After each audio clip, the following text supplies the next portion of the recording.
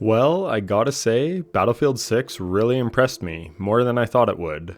For context, I'd never played a Battlefield game until the beta that they had a couple months ago, and thankfully it was an open beta so it was completely free, otherwise I would have never given this game a chance. I strongly dislike EA, but I'm also a huge proponent for voting with your wallet.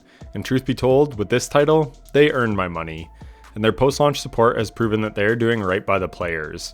I wrote the bulk of this script a week after launch after putting more than 50 hours into the game, plus close to 30 hours in the beta, so the future monetization and potential battle pass issues won't be talked about here, as they aren't really implemented in the game yet. It's also before any battle royale or even season 1. This is just a review of the game as it was at launch. So I'm just going to talk about all the good in Battlefield after the first week of its release, and I won't sugarcoat it, this game has a lot of issues, but thankfully they're all quite easy to fix problems. You've got minor sandbox issues and things like overtuned weapon bloom and grenades being nearly useless, but that can be easily corrected with a simple patch update. In fact, EA has already acknowledged that there are issues with bloom and they're working to patch it. Last week, they also announced that they would be reducing the tickets in the game mode escalation to reduce the length of matches, something that the community freaked out about. Thankfully, they walked this decision back within a day or two. Listen, people love this game because of things like long matches. Lean into your identity, because that is what people love about this game and what makes it so fun.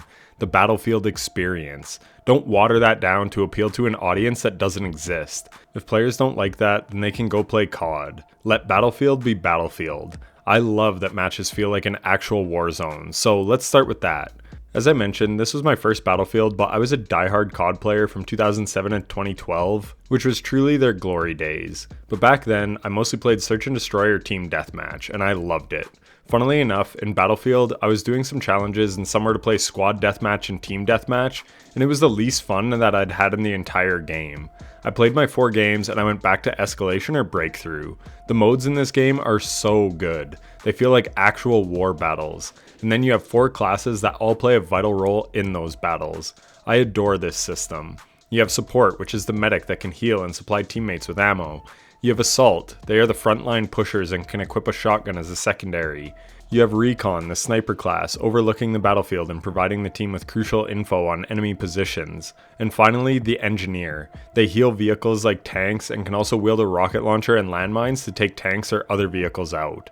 I love the identity of these classes, and again, we can talk about balance issues within each class, but the most important thing I want to stress with this video is that the bones of this game are super strong. The most important aspect of any video game to me is ultimately, is it fun to play? And Battlefield 6 is damn fun to play.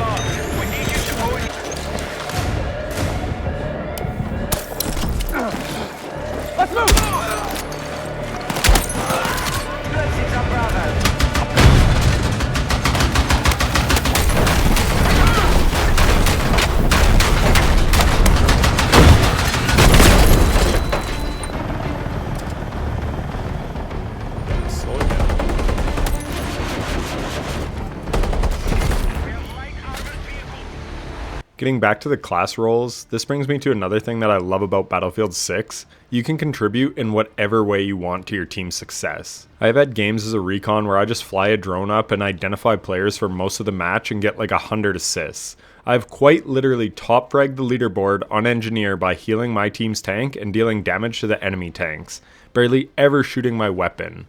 I play a lot with a friend who's a veteran in the franchise, and he'll drive me around in a chopper and I just rain hellfire down onto the enemy from the gunner seat. This game gives you so many ways to play, and again, the best part is whatever you like to do, you can meaningfully contribute to your team's success. Gone are the days where the kill-death ratio is the only meaningful statistic. When I was younger, I loved just running and gunning and playing as aggressively as possible in Black Ops with Sprint and Marathon and a quick knife, just running up on enemies. That's what I found fun, but for the past decade or more, I just didn't really care to go back to online FPS games, but Battlefield 6 has reignited that love. Don't get me wrong, I have had fun also playing with an SMG or an LMG or just slaying out on enemy teams, but it's the novelty and variety in playstyles that makes the game so replayable. Every match is a new story, every game has new crazy shit happen that you haven't seen before. And obviously this may die down after hundreds of hours, but this is also a live service, so there will be ongoing support to add new maps, new modes, new weapons and attachments and gadgets. The replayability here is nearly limitless. But being live service is also a huge double-edged sword, because that also means you have annoying shit like battle passes. Personally, I won't be buying the battle pass because I have tons of other games to play in the next year, but that doesn't mean I wouldn't love to just main this game. But we also have to remember this is EA, creators of Ultimate Teams and their sports franchises. We are giving them the benefit of the doubt, but don't put it past them to put egregious microtransactions into this game. Another thing I hate about live service is there are only 9 maps at launch for this game. It's not a small amount, but it's definitely not a lot either. But in the next couple months, we're getting 3 more maps and some weapons and game modes. And don't get me wrong, I think that's awesome, but I'm also sick of games withholding content just to keep people on the live service treadmill, but that's just the reality of the gaming landscape we find ourselves in 2025. It is what it is, but this is just a personal gripe of mine. That being said, I do think it's awesome we get more fun stuff to play, and I hope that the new maps are great. As for the launch maps, I like them a lot. There are brutal balancing issues and things like Breakthrough on Myrick Valley, as being the attacking team is almost impossible to win.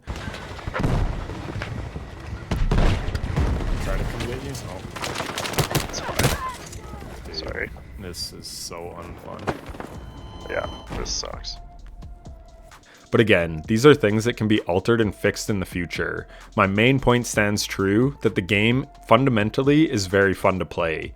Even in games where my team lost, I usually had lots of fun. Something I enjoyed a lot less was the campaign. I did it on the hardest difficulty and it took me around 6 hours. The difficulty on the hardest setting I thought was tuned very well.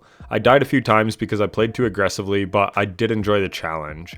It forced me to play smart or I would be punished, which made it feel engaging. But the story is exactly what I would expect from a AAA war game. Lots of hoorah bullshit. They tried to shoehorn in some touching moments where your friends die, but you'd never developed any sort of bond with these people, so it just falls flat. I feel like the campaign was more just to show off some set-piece moments and let you play with a variety of things that the sandbox offers. There are a couple sniper missions, which I always enjoy a lot. And a highlight for me was the mission where I got to captain an amphibious vehicle. No jet or helicopter piloting sadly, but that's alright, as the controls for jets on mouse and keyboard are god-awful. More on that in a bit. The campaign story is super predictable despite there being a twist at the end. Overall, it was serviceable but not memorable at all, and I was ready to move on after about 4 hours in the campaign. It just felt kind of boring, especially when the alternative is playing the very fun and engaging multiplayer. But props to them for having a campaign, I guess. So I just mentioned the jet controls on M&K, and honestly, what the fuck, dude? It's super unintuitive and annoying to control. And as for the basic controls, holy hell, the gameplay settings in this game are terribly obnoxious. I played Arc Raiders for the first day of its server slam, and I set those keybinds in like 2 minutes and I never had to change them. They were very simple and intuitive and straightforward on a game that I had never played. This game, I'm still messing with things, and some stuff overlaps, and it's all just cumbersome and annoying. I won't belabor the point, but the main takeaway should be that this is awful and is a sorry excuse to have something this bad in a AAA full-price title. Truly shameful. Almost equally as shameful is the UI. I don't know what the difference is between featured game modes and regular multiplayer modes. Like genuinely, if anyone knows, let me know down in the comments. And then for the multiplayer modes, you just have to scroll through these modes that don't even fit on the screen. And the worst part is, it doesn't even feature every game mode. Genuinely why? I get the featured playlist only showing a few modes, but why does the multiplayer section not show you every single game mode on offer? They have a custom search bar, which is awesome, but you have to go there to select certain modes like Rush. This was the only place I could find it in. Rush is a super fun game mode, but the playlist is probably super underpopulated because the vast majority don't even know that it's an option to play. And sure, it will cycle into the featured playlist eventually, but why do you have to go to custom games to find it? That being said, I do love the custom search feature. If I want to complete a certain challenge, then it may be easiest to do in a game mode like Escalation on the map Liberation Peak. Well, I can enter those selections and hopefully get that exact match. Sometimes it will apparently put you into matches you didn't select, but hopefully they sort that out. And obviously when player counts dwindle over time, then it may be harder to find matches, but it's still nice that this option exists. Speaking of confusing menus, I was so confused trying to figure out how to use the portal, which is basically a way to make custom game modes. I thought it was going to be like custom maps in Halo back in the day, but no, turns out it's all done externally on a website. I had to look up a YouTube video on how to even access the portal, let alone use it properly. You've failed as a developer if people have to go to external websites to figure out how to access features that exist in the game.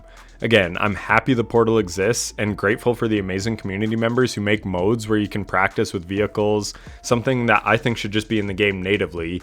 But thankfully, we have people doing EA's job for them.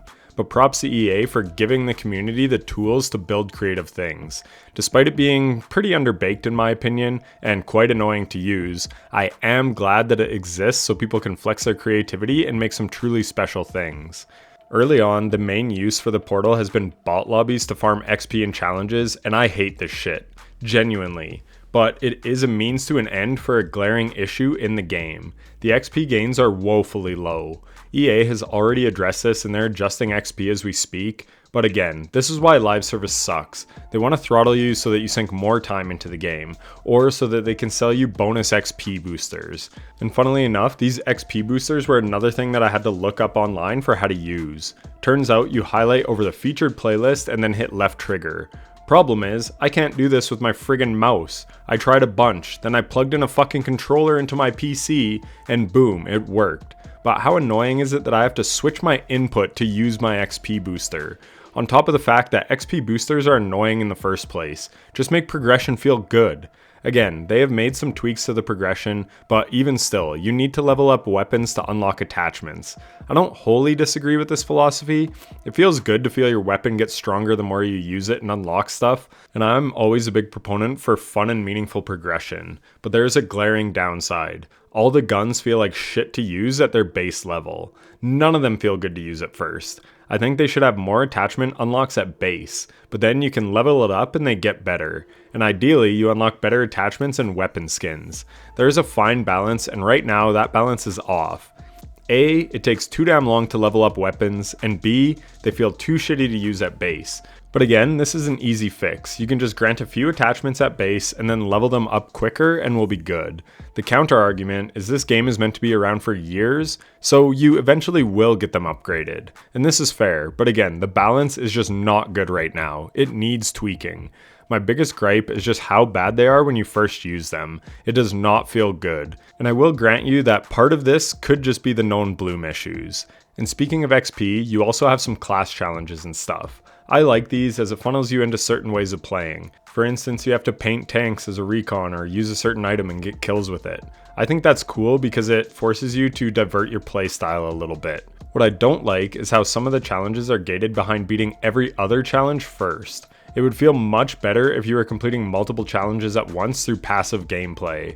I've hit dozens of sniper shots over 200 meters, but I'm not progressing that challenge at all because I haven't completed the first part of Recon to unlock that challenge. Another one is the headshot one. I got a double kill headshot with my pistol without reloading. A very rare situation, but I did do it once in game. But I got no progress towards that challenge because I haven't gotten 30 headshot kills in a match, which is also a pretty insane requirement. That could be 20 and it would still be pretty tough to achieve. I've also seen some people on Twitter who have completed some of these hard challenges discuss how absurd they were to complete. Like that they had to heal a tank for pretty much an entire 45-minute match. That balancing is just way off and clearly needs to be adjusted. So this is where people go to bot lobbies to get things done. Hot take here, but bot lobbies should not count toward challenges and you should get drastically reduced XP. Editing Tizzle here, EA has addressed this and they took XP out of bot lobbies, which I think is good. Obviously, some people are going to be upset at this, but again, the bot lobby farming was a symptom of the broader issue, that XP and progression is dialed way too slowly. Also, challenge requirements are just way out of whack. Now back to my original script. I did one match of a bot lobby and it was piss easy. Also, your stats should not be tracked in bot lobbies, as people have way overinflated KDs as a result of these. But again, these are a means to an end. The progression is dialed way too slow, so people are doing this because they don't want to use shitty guns in PvP. They want them to be good, so they level them up with the path of least resistance. But again, the bones here are good. Tweak some of the challenge requirements and ideally unlock them all, so if you do get lucky through passive gameplay, you're still making progress. I have a few other minor gripes. I think the base ammo is too low on certain weapons. On some SMGs, you can get like 4 or 5 kills and you're basically out of ammo. I get that it's important to need ammo thanks to the support class and working as a team, but again, this is tuned way too low on certain guns. I'm not a huge fan of the NYC map, but you aren't going to love every map, so that's fine. It's good to have a variety for different tastes. Some people made a big deal about the slower movement, but honestly, I find it totally fine. No issue for me. Vince Zampella is basically the GOAT of online FPS games, being behind some of the most successful franchises of all time, and he headed up the lead for this game, and his impact is greatly felt. The guy just knows what he is doing, and I'm so thankful he and the team created such a great game in Battlefield 6. Despite all the gripes I have with this game, I need to reiterate that the moment-to-moment gameplay is fun as hell, and the litany of issues can be fixed, or they just aren't really that big of a deal at all. Like, sure, I hate the keyboard settings, but once that's dialed in, I'll never have to touch it again. The stupid squares in the main menu are cringe and stupid, but if the biggest complaint I have is about the menus, then that is a great sign for any video game. It means the actual part that you're engaging with and interacting with 99% of the time is in a good spot. And I want that to be the ultimate takeaway from this video. That Battlefield is a damn fun online FPS, and I can't wait to see how it grows and evolves. There are so many gadgets to use and ways to counterplay your enemy. The sandbox is bursting with potential for any playstyle, and that kind of freedom of expression is key for a game to thrive long term, and therefore, Battlefield 6 seems set up for success. Anyways, that's it. Thanks for watching if you're still here, as it means a lot. Consider liking and subscribing if you enjoyed the video, and let me know down below how you enjoyed Battlefield 6. And if you want to watch me play games like this live, come check me out on Twitch at It'sTizzle7. That's it for me, I'll catch you in the next one. Take care.